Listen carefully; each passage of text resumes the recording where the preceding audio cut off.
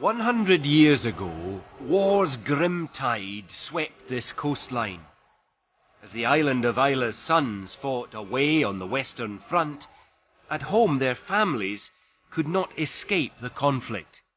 The carnage came to them in two separate shipping disasters. This is the almost forgotten story of how Islay coped with mass casualties in the First World War.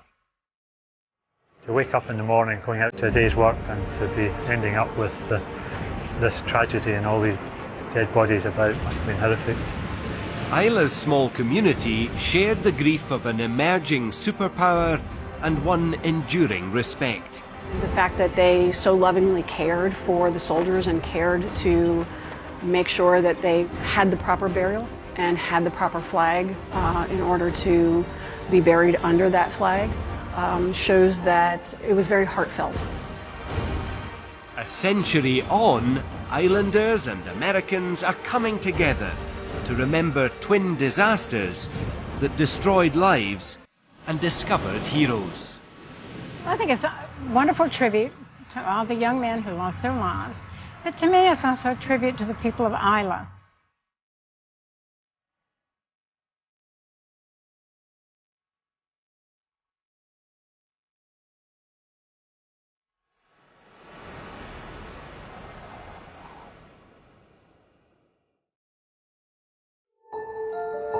"2018 is the centenary of the First World War ending, a year for commemorating events that shaped the course of history. I was brought up on Islay, which is remembering the hundreds killed when two troop ships went down, tragedies that tested this farming, fishing and whisky-making island to its limits back in 1918. And by then, the community was already enduring considerable pain. There was about 150 men already killed, and that's of a population of 6,000 people. So it was everyone would have known someone or been related to someone who had actually died in France. And of course, none of these young men had graves on Islay. The island was far from the Western Front, but it wasn't removed from the war. Its position at the mouth of the North Channel between mainland Britain and Ireland was on the front line in the battle at sea. The United States entered the war in 1917 and sent many ships packed with soldiers and supplies across the Atlantic. These convoys were protected by the Navy. So I asked a modern-day commander how the system worked. They would zigzag across the Atlantic, so they wouldn't just go from A to B. They were defended by destroyers leaving America and entering the UK. However, the majority of the Atlantic crossing was undefended, with the exception of a few arms and munitions on the armed merchant ships. The greatest threat to the convoys lurked beneath the waves. German U-boats with crews trained to hunt and sink ships. On the 6th of February 1918, a convoy from New York turned into the North Channel and was spotted by submarine UB-77. And the UB-77 followed that convoy for ages, sometimes in front of it, terrified of being run over by British destroyers or being found by British destroyers. It played a real game of cat and mouse. And eventually Captain Meyer of the UB-77 got a big transport ship in his sights and fired 2 torpedoes. They were attacking the SS Tuscania, a luxury liner converted for the war effort. The ship was carrying almost 2,500 US soldiers and British crew when it was hit. A torpedo is a ship killer. It is apparently one of the worst ways to disable a ship because it creates an air bubble above the explosion and then literally breaks the back of the ship. And one hit the Tuscania amidships, destroyed its boiler room. The ship was now a powerless hulk. The call came to abandon ship, and hundreds made for the lifeboats. Among them Arthur Siplin, a young man from Michigan who'd never been to sea. In America, I met Arthur's youngest son, Bob. There had been, I think, at least 1 or 2 British destroyers that came alongside and tried to take off survivors. Some of them were successful, some of them weren't. They were dumped into the ocean and drowned or were crushed between the ships and everything. So finally, him and another guy decided that they were going to try to lower a lifeboat, and they each got in it, and they lowered it, and they did it successfully. And then they were alone, and they really didn't know where they were, and they couldn't control the boat, and so the tide pretty much took them. It took them here, to this treacherous stretch of Islay's coastline. The O Peninsula is remote, wild and unforgiving.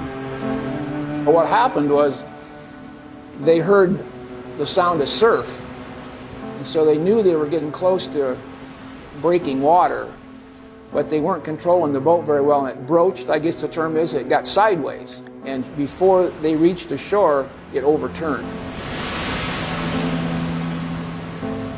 So those who made it into lifeboats were swept towards this rugged coastline, and when they reached the shore, many were shipwrecked for a second time.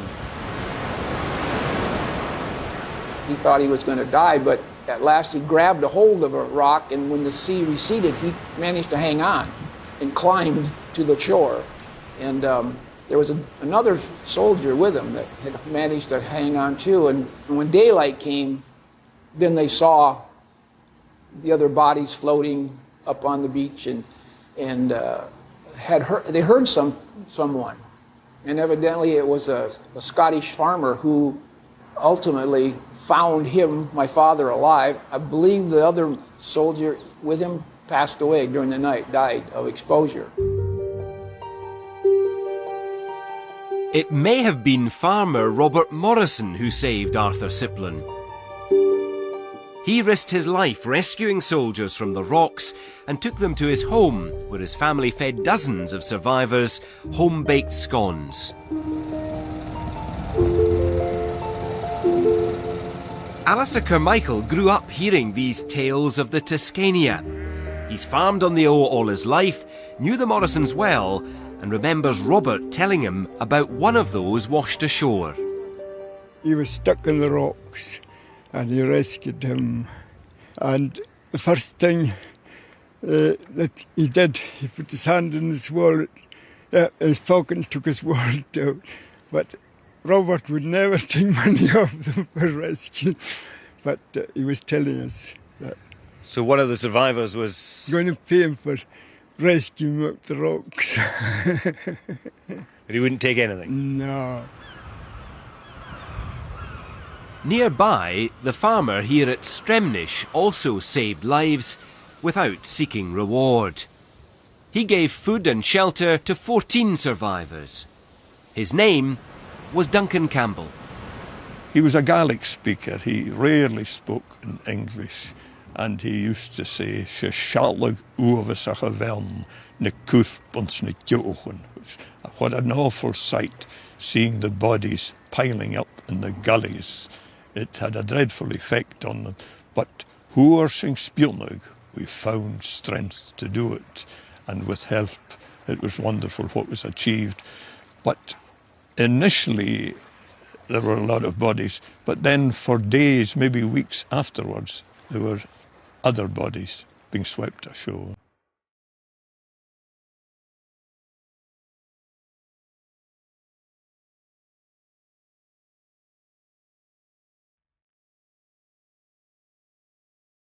Duncan Campbell is buried near some of the victims of the Tuscania here at Kilnotton Cemetery, Portellen. He would actually be involved in many sea rescues during his lifetime, but it was for what he did for the Tuscania survivors that he earned the OBE. But I'm particularly proud of Duncan Campbell because what I didn't know until we started making this film is that he was my great-grandfather's brother.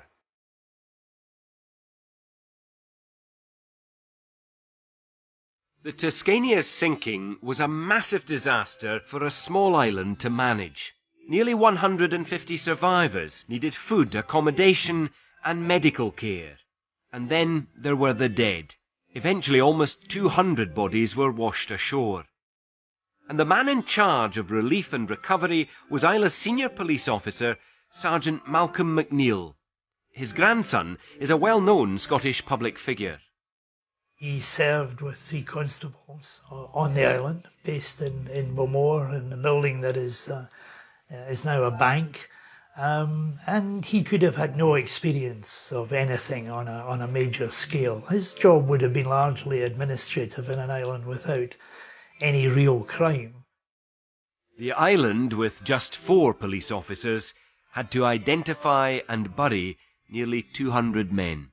This is like Lockerbie or 7/7 or even 9/11.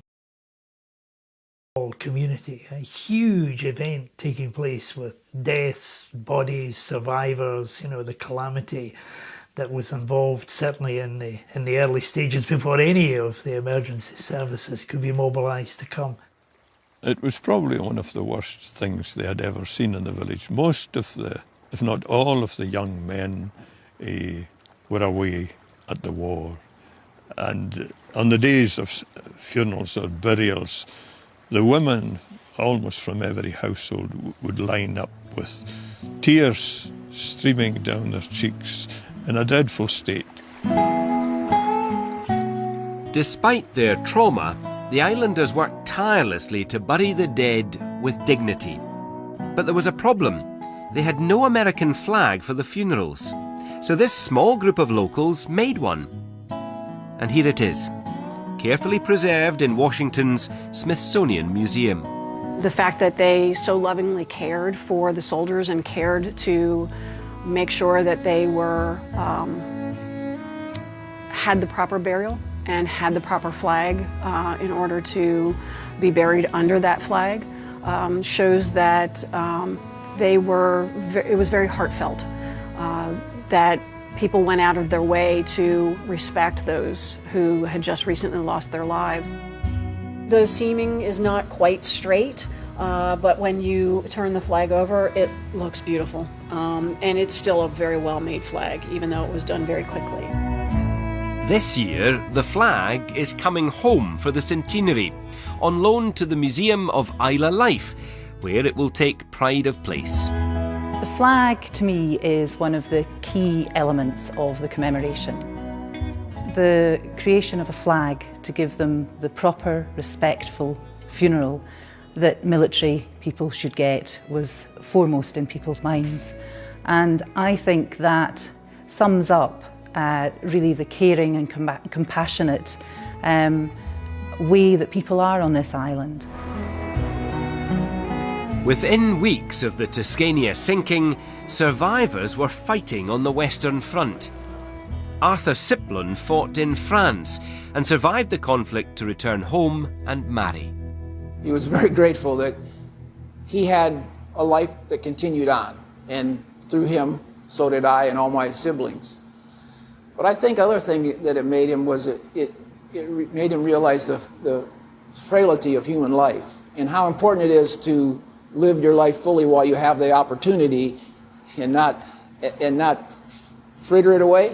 Do something, make it worthwhile. In America, the disaster seemed to galvanize support for US involvement in the war. A generation of young men signed up for military service on the other side of an ocean. On the 6th of October 1918, the troop ship HMS Otranto was nearing the west coast of Islay in a terrible storm.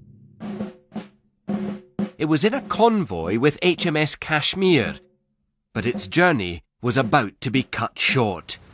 And it wasn't an act of war that put the ship in peril. It was human error, an accident. When ships are navigating incredibly closely together, you've got to be very careful of any manoeuvre that you make. And with the wind and the tide and the weather, that would have only added to the difficulty. The Kashmir, who correctly identified Islay as Islay, then altered to starboard, and then her bow was unfortunately smashed into the Otranto midships and caused a whole host of catastrophic effects. The Kashmir, which was about 10, 11,000 tons of Clyde-built steel just hammered into the side of the Otranto, hitting it amidships, destroying the boiler room and the engine room, killing 20, 30 people instantly. And the Otranto was stuck wallowing in the sea in a force 11 gale with a huge gash in its side, with no power and slowly sinking. In near hurricane conditions, the Royal Navy destroyer HMS Mounsey came alongside the Otranto, giving soldiers and sailors the chance to jump aboard. One who did was Sam Levy, a US Army officer from Georgia. He trained here at Fort Screven, where I heard Sam's story from his grandson. After all his men at the lifeboat station that he was commanding had jumped, fortunately, the Mounsey came alongside again, and he made the decision to jump himself, and he did. But as it turned out, he picked a time where the Otranto's going on, the Mounsey's coming up, and so when he landed on the Mounsey, it was a very hard landing. It jarred him. The Mounsey's commander was Lieutenant Francis Craven. His high-risk rescue saved around 600 men, while the rest of the convoy steamed on. The convoy was under orders, by the way, that if any ship was disabled, that no other ship was to be rendering assistance. But in my viewpoint, Captain Craven was a real hero, perhaps the real hero of the event. He saved hundreds of lives that would otherwise have been lost, including my grandfather. Including your grandfather. Yeah. Those left aboard the sinking ship were being swept towards Isla's west coast. The Otranto's captain was running out of time. There's nothing Captain Davidson could do to save his ship. His best hope was that the storm would wash it ashore here at Kilchoman in the safety of Macher Bay. But that wasn't to be. The waves lifted the Otranto and dumped it down onto a reef. It broke its back and broke the ship into a million pieces. This would not be a large-scale rescue operation. Those cast into the cold, heaving Atlantic had little chance. Many were torn apart by the wreckage. Just 21 men came out of the sea alive, some helped ashore by the McPhee family. They just stayed up in Shepherd's Cottage behind me here, and they would be down, it would all be happening in front of them. So all they had to hand was their crooks, as they were young shepherds at the time, and they would use what they had. That's the length of life and death, I'm afraid. That was it. As far as they could reach. Yes, that's right. It must have been so sad for them to see that, waking up in the morning to a normal day's work and hundreds of dead bodies by the evening. It must have been horrendous. Once again, Isla had the grim task of finding, identifying and burying the dead. So this notebook that has survived since the Otranto disaster, you know, and there are what now sort of 90 odd pages of copperplate handwritten descriptions. So this is Lieutenant B.H. Kaufman, USA. Body in a decayed state, falling to pieces. Name on letters in pocket. And the detail with which he's written each one of these, you know, descriptions of each of the bodies seems, you know, to be a Herculean piece of work. The people of Islay buried almost 400 soldiers and sailors from the Otranto. They had more outside help this time, but this disaster still required the whole island to pull together. You only have to look at the photographs of the bodies in Kilchoman Church to know that this was a real tragedy involving real human beings on a small island where the size of the tragedy, you know, would seep into the soul. Growing up on Islay, I never fully appreciated how significant this year of double disaster was. I think when certain generations died off, it was forgotten. This has been revived now. I really don't know what effect it will have on some people because there were so many families touched. 24 victims came. What was it about this story that touched your heart? Just the sadness of knowing how small this community is in this county and how young those boys were. I'm sure some of them lied about their age. And just knowing they'd gone to Fort Tybee and seeing the ocean for the first time and then getting on a ship, much less outside of New York, and having lost their lives at such a young age and the effect that had on this little county. While some from this little county would never grow old, others most certainly did. Rose Thomason's great-uncle, Donald Cooper, survived the Otranto. He was rescued by the Mounsie and taken to Belfast and on to the war. But he never forgot his narrow escape off the coast of Islay. He always told war stories to my grandfather, but it wasn't until I was an adult that I really started to take notice about what he was saying about World War I. You had to jump from a sinking ship. Did he ever talk about that? I remember him saying that he just had to do what he had to do. So, you know, but it was hard. He said it was very hard. It impacted him because he still talked about it for years and years if anybody would ask him about it. And his memory was still really very clear on it, even as he aged and aged and aged. Donald Cooper's life touched 3 centuries. He outlived everyone on the Otranto, reaching the age of 104.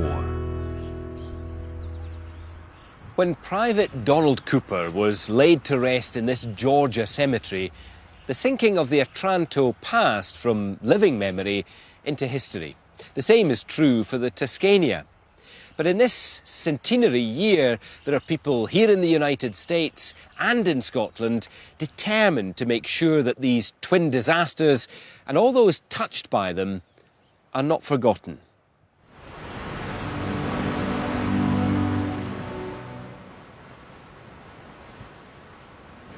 This is a year to honour the victims and to honour what Islay did for those in peril a century ago. It's like the actions of those people 100 years ago rippled through time to affect me 100 years later. And so it sort of tells me what we do makes a difference.